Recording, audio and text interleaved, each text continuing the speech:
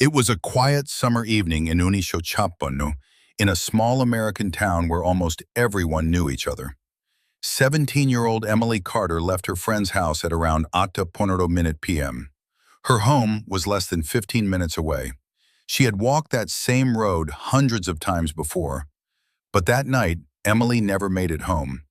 According to her friend, Emily smiled, said goodbye, and started walking down Maple Street. The street was quiet.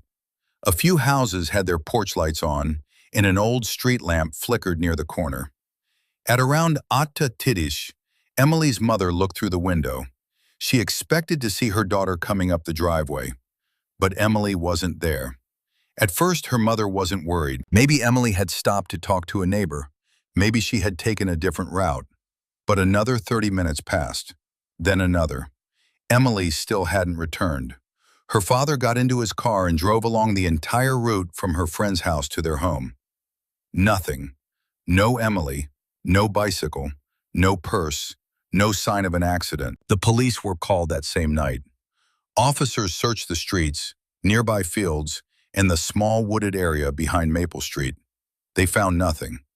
Then, just before midnight, something strange was discovered.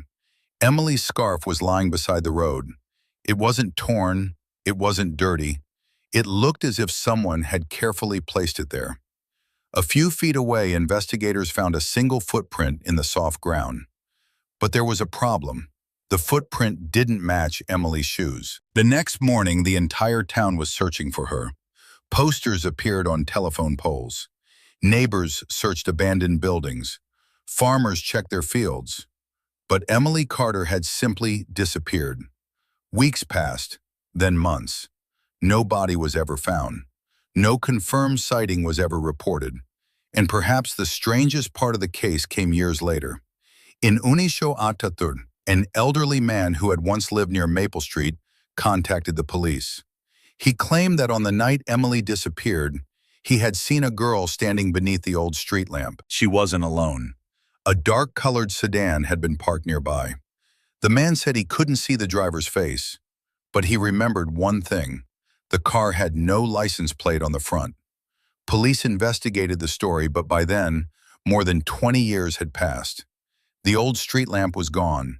The witnesses were scattered. And the records from that summer night were incomplete. Emily was never found. To this day, the question remains, did she simply disappear by chance? Or did someone make sure she never reached home? Sometimes the most frightening mysteries aren't the ones with monsters. They're the ones where an ordinary person walks down an ordinary street and simply never comes back.